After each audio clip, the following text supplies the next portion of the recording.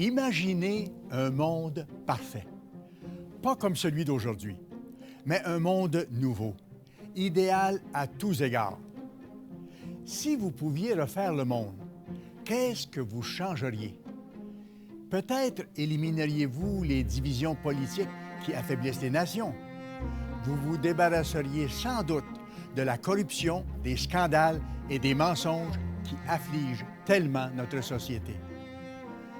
Peut-être réformeriez-vous le système de justice en établissant de nouvelles lois, des lois justes et équitables, protégeant les enfants à naître et ne légalisant pas l'immoralité. Vous changeriez sans doute les règles qui avantagent les riches et les puissants. Tous seraient vraiment égaux devant la loi. Vous feriez aussi disparaître la violence et la guerre. Fini les écoles militaires, où l'on apprend l'art et la science de la guerre. Fini aussi la violence et l'anarchie dans les rues. Est-ce possible? Ou si ce n'est qu'un rêve? En regardant la société actuelle, en lisant la une des journaux et en voyant les dernières vidéos mises en ligne, vous pourriez plutôt conclure que l'espoir d'un monde parfait est complètement irréaliste. Toutefois, le monde idéal que je viens de décrire est justement ce que prédit la Bible de manière très détaillée. Et cela n'est pas trop beau pour être vrai. Jetons un coup d'œil à la Bible pour avoir un aperçu du brillant avenir qui nous est réservé. Oui, les prochaines années seront difficiles, mais après, quelque chose de merveilleux nous attend, car un monde meilleur, juste et pacifique sera établi ici même sur la terre. Comment pouvons-nous en être si certains? Restez à l'écoute.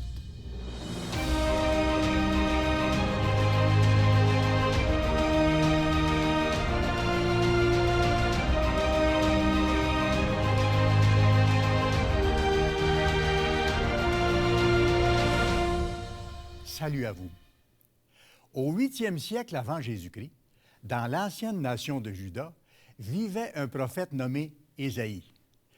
Cet homme s'est vu confier la tâche de consigner les visions prophétiques que Dieu lui a données dans un livre qui porte son nom et qui fait partie de l'Ancien Testament. Une grande partie de ce livre prédit la venue du Messie et son règne glorieux de 1000 ans sur terre, le millénium.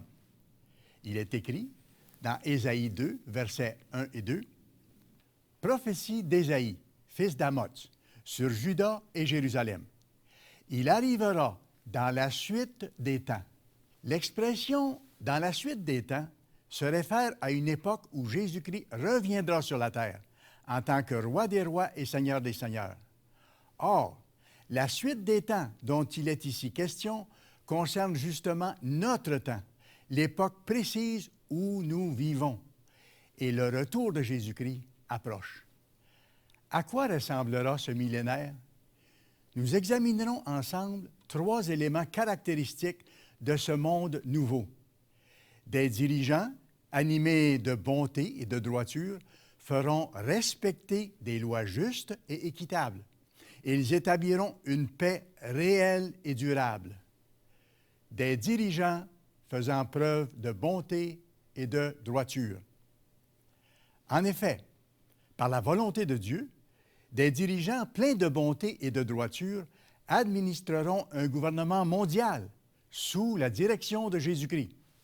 Il arrivera, dans la suite des temps, que la montagne de la maison de l'Éternel sera fondée sur le sommet des montagnes, qu'elle s'élèvera par-dessus les collines, et que toutes les nations y afflueront. Qu'est-ce que cela signifie? La Bible utilise souvent des symboles pour représenter la réalité.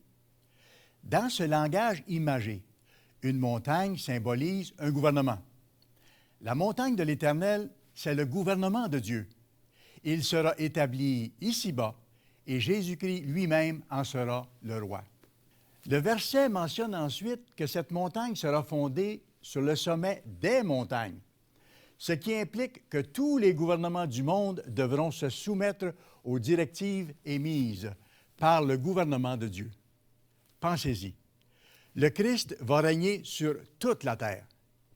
Tous les chefs de nation, si puissants qu'ils soient, et quelle que soit la taille de leur armée, devront respecter les directives divines données par le Christ.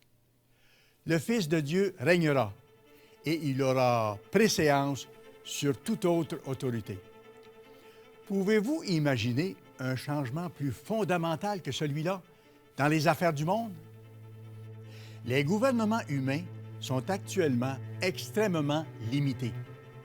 Qu'il s'agisse de dictatures corrompues qui utilisent l'intimidation et la peur, ou de démocraties libérales, trop souvent égocentriques et inefficaces, les humains ne peuvent tout simplement pas se gouverner eux-mêmes correctement. Nous le voyons clairement dans toutes les injustices qui se commettent et dans l'effondrement de l'ordre public. L'œuvre à laquelle nous consacrons notre énergie affirme sans hésitation que le monde sera bientôt unifié.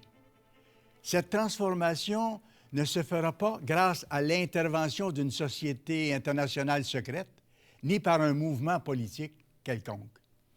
À chaque élection, des millions de personnes sincères et bien intentionnées espèrent que les choses vont s'améliorer, mais chaque fois, elles sont déçues.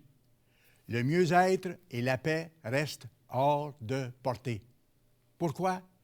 Les humains ont prouvé qu'ils sont incapables d'y arriver. Il n'existe qu'un seul moyen de connaître une véritable paix mondiale: l'intervention directe du Fils de Dieu, qui régnera personnellement sur toutes les nations de la terre. Il reviendra et gouvernera le monde. Le prophète Ésaïe l'a prédit. Le Christ est un dirigeant plein de bonté et de droiture. Il aime, il pardonne, il est compatissant et pleinement conscient des besoins de tous ceux qui manquent de puissance. Il interviendra cependant avec force pour soumettre ceux qui se livrent au mal et qui oppriment les autres. Sous ses ordres, il aura des dirigeants justes, spécialement formés pour gouverner avec lui. Il a dit à ses disciples, dans Luc 22, à partir du verset 28, « Vous êtes ceux qui avez persévéré avec moi dans mes épreuves. C'est pourquoi je dispose du royaume en votre faveur, comme mon Père en a disposé en ma faveur, afin que vous mangiez et buviez à ma table dans mon royaume, et que vous soyez assis sur des trônes pour juger les 12 tribus d'Israël. » Imaginez un monde dirigé par des gouverneurs justes, soucieux de vérité. Il n'y aura pas de corruption, pas de trahison politique, pas de compromis, ni d'accord secret. Tous les adjoints du Christ agiront avec droiture, car ils seront devenus incorruptibles. Demandez notre publication gratuite à ce sujet. Elle décrit ce monde merveilleux qui sera bientôt établi sur terre. Nous sommes destinés à une vie heureuse.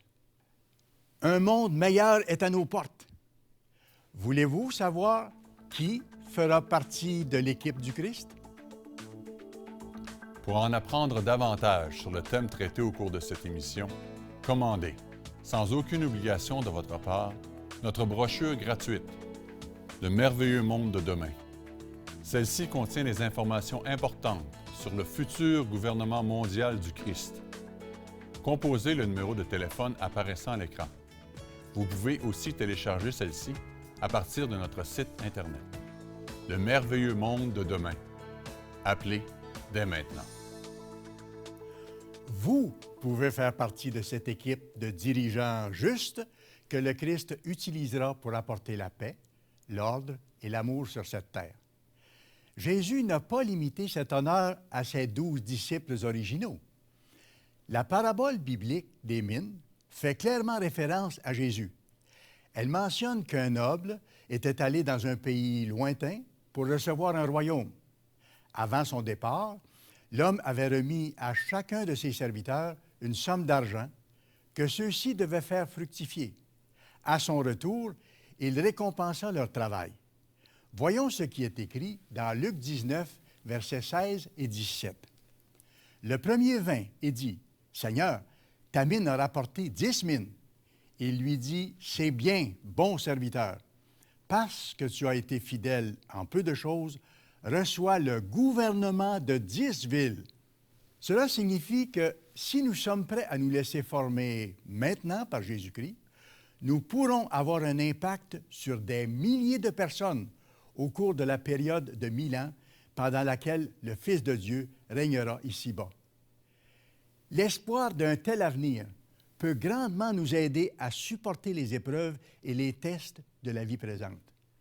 Selon la prophétie d'Ésaïe, dans le millénium, les lois en vigueur seront justes et équitables.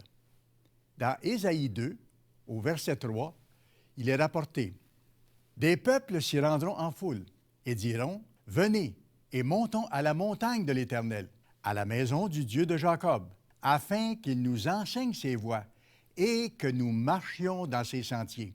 Car de Sion sortira la loi et de Jérusalem la parole de l'Éternel. » Sion fait référence à la ville de Jérusalem, la capitale du royaume de Christ. En tant que roi des rois, Jésus décrétera des lois qui seront enseignées dans le monde entier. D'où viendront ces lois? De la Bible, bien sûr, car c'est la parole de l'Éternel, comme le dit Ésaïe. Et quelle loi la Bible enseigne-t-elle? Dans Exode 20, nous trouvons un résumé des 10 lois fondamentales de Dieu. Non pas des milliers de lois consignées dans plusieurs livres, mais 10 lois simples, faciles à comprendre et à retenir. À titre d'exemple, voyons celle mentionnée au verset 12. « Honore ton père et ta mère. » Imaginez comme le monde changerait si ce commandement était enseigné et respecté, si les enfants de toutes les nations et de toutes les cultures étaient encouragés et apprenaient à aimer et à honorer leurs parents. Bien sûr, les enfants sont des enfants. Ils font des erreurs et se comportent mal parfois. Mais ils répondent généralement positivement à des directives fermes, données avec amour et gentillesse. Le monde pourrait être très différent si cette seule loi était adoptée et enseignée à tous les niveaux de la société. Sous le règne du Christ, c'est ce qui se produira. Examinons maintenant cette autre loi faisant partie des 10 commandements. Exode 20, verset 15.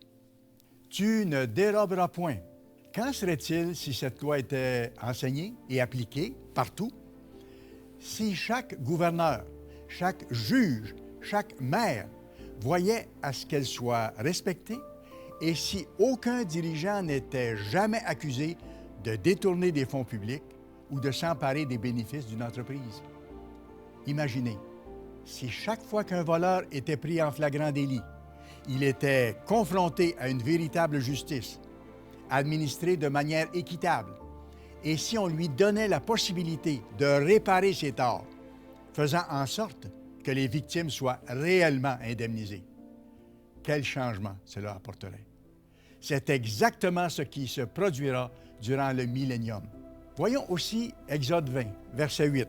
« Souviens-toi du jour du repos pour le sanctifier. » Durant le millénium, les habitants de la terre apprendront que chaque 7e jour de la semaine est un jour de congé garanti par Dieu. Pas de travail ce jour-là. Les gens pourront se reposer, goûter ce paisible temps d'arrêt et renouveler leurs forces. De nos jours, plusieurs sont stressés par le rythme effréné de la vie. Ils travaillent sans relâche. Ils ne peuvent s'arrêter. Comme prisonniers de la vie, ils deviennent découragés et déprimés, ayant même parfois l'impression d'être submergés de problèmes. L'observance du sabbat, le 7e jour, est le remède à cet état de choses. Après 6 jours de création, Dieu a créé le sabbat en se reposant durant ce 7e jour. De même, il veut que nous utilisions ce jour précis chaque semaine pour reposer notre corps et notre esprit. Il veut que nous profitions de ce temps pour remplir notre esprit de pensées relatives à sa voie de vie et à sa parole. Ce sera merveilleux quand tous observeront cette loi. Dans le millénium qui approche, ce sera le cas. Les Écritures sont claires et la chose est certaine. Voyez ce que rapporte Ésaïe 66, verset 23. « À chaque nouvelle lune et à chaque sabbat, toute chair viendra m'adorer, dit l'Éternel. » Le sabbat sera observé, de même que les commandements qui interdisent le meurtre, l'adultère, le mensonge et le blasphème. Ces lois apprendront aux gens à aimer Dieu et leur prochain. Après s'être repentis et avoir été baptisés, ils seront pardonnés de leurs péchés passés par le sang précieux de Jésus-Christ. Ils sauront à quel point le Christ les aime et prend soin d'eux. Il leur donnera son esprit, sa puissance, afin qu'ils puissent comprendre la vérité et marcher dans ses voies. Cette période de temps est sur le point de commencer. C'est ce que nous appelons le merveilleux monde de demain. C'est aussi le titre du document gratuit que nous vous offrons aujourd'hui. Comment vivra-t-on sous un gouvernement dirigé par Dieu? Demandez notre brochure gratuite « Le merveilleux monde de demain ». Composez le numéro de téléphone apparaissant à l'écran ou téléchargez la brochure à partir du site Internet. Vous recevrez aussi, sans frais, la revue « Le monde de demain » qui renferme des informations pertinentes relatives à l'existence humaine et à ce que nous réserve l'avenir. Appelez dès maintenant. Durant le millénaire de paix qui approche, le Fils de Dieu régnera sur la terre. Nous pouvons nous préparer à cette étape en nous engageant dès maintenant à observer les commandements de Dieu. Ce faisant, nous pourrons même être comptés parmi les dirigeants serviteurs qui aideront le Christ à instaurer ce monde de paix. Une paix réelle et durable. Est-ce possible? Peut-on vraiment espérer la fin définitive de toutes les guerres? Depuis plus de 100 ans, le monde tente désespérément d'arrêter ce fléau. La Première Guerre mondiale, la plus coûteuse de l'histoire de l'humanité à cette époque, a fait plus de 20 millions de morts, militaires et civils. Puis, la Société des Nations fut créée en 1920. Installée à Genève, en Suisse, l'organisation était censée être le lieu où les différends internationaux pourraient être résolus. Mais cela ne s'est pas produit. 19 ans plus tard, la Seconde Guerre mondiale a éclaté. Elle s'est étendue au monde entier. Des jungles de Birmanie au désert d'Afrique du Nord jusqu'aux plages de Normandie. On estime que la Seconde Guerre mondiale a causé la mort de 40 à 50 millions de personnes supplémentaires. Puis, après cette guerre sanglante, une autre organisation internationale a été créée, les Nations unies. Selon le site Internet de l'ONU, lors de sa création en 1945, au lendemain d'une Seconde Guerre mondiale dévastatrice, l'Organisation des Nations unies a été dotée par ses membres fondateurs d'un objectif prioritaire, le maintien de la paix et de la sécurité. Dans le cadre de 71 missions différentes, elle a envoyé des forces de maintien de la paix partout dans le monde, sans toutefois pouvoir mettre fin aux guerres. Les choses changeront-elles un jour? La Bible l'affirme avec force. Le livre d'Ésaïe rapporte que dans la suite des temps, les armes se tairont. Comment cela va-t-il se produire? Après avoir décrit le gouvernement de Dieu, qui enseignera et fera respecter les lois divines, Ésaïe mentionne au chapitre 2, verset 4, « Il, le Christ, sera le juge des nations, l'arbitre d'un grand nombre de peuples. De leurs glaives, ils forgeront des joyaux, et de leurs lances, des serpes. Une nation ne tirera plus l'épée contre une autre, et l'on n'apprendra plus la guerre. » Une nation ne tirera plus l'épée contre une autre? Quel contraste par rapport à notre époque. Le 29 décembre 2020, le journal lapresse.ca publiait un article au sujet des dépenses militaires de l'année 2019, en citant un rapport préparé par l'Institut international de recherche sur la paix de Stockholm. Sur l'ensemble de l'année, les dépenses militaires se sont élevées à 1 917 milliards de dollars dans le monde. Le budget numéro 1 reste celui des États-Unis, 732 milliards de dollars. Derrière les États-Unis, suivent la Chine, avec 261 milliards de dollars, et l'Inde, avec 71,1 milliards de dollars. Cela représente près de 2 000 milliards de dollars dépensés en une année pour acheter des armes. C'est énorme.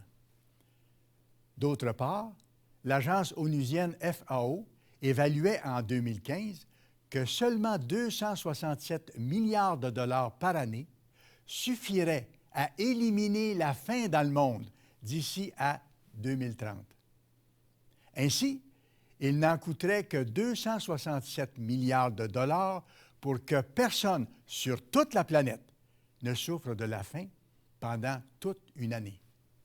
Malheureusement, dans le monde, chaque année, il se dépense près de 8 fois cette somme pour acheter les armes, les chars et les avions qui servent à tuer plutôt qu'à faire vivre.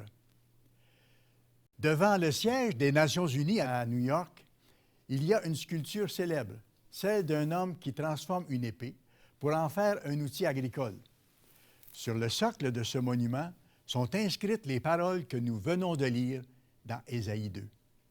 Les Nations unies peuvent-elles mettre fin aux guerres?